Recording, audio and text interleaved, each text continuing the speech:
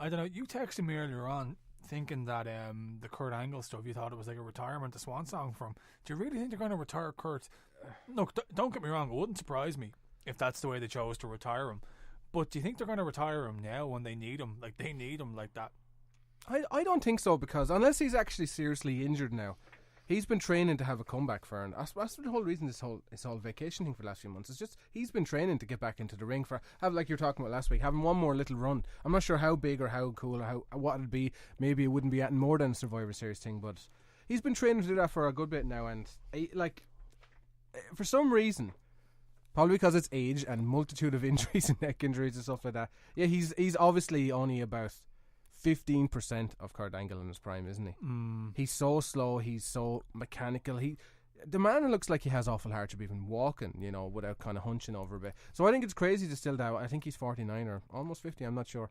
I think it's crazy that he can still actually do it. He can still put on a good match, not an amazing match. And if you didn't know Kurt Angle, how good Kurt Angle was in the past, you probably would still be coming away thinking, geez, he's pretty good for a lad that's 50. It's one of those things. He's like, Kurt is a victim of his own success. Does that make sense? As in, like, he was a machine 10 years ago. It's like, so anything less than that is like, oh no, please no. It's like, I can kind of tolerate like Undertaker being really slow and stuff like that, but like Undertaker always had that kind of style where he could slow it down and stuff. But where Kurt like went 100 miles an hour all the time. So now to see him go to 60 miles an hour, it's like, oh no, don't do that. At tops, yeah. But that's the thing as well.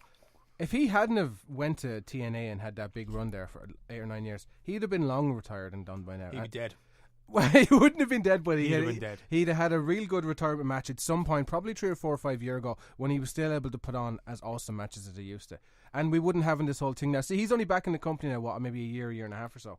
He still has the itch for one more run in WWE because it's been, 2005 or 6? Can I just cut you off for a second? Cut you off for a second. Oh, yeah, sorry. Do you seriously think that Kurt Angle, had he stayed in WWE, the way he was going, would have not been dead by now? Oh, I see what you mean. I thought you were actually just having a joke.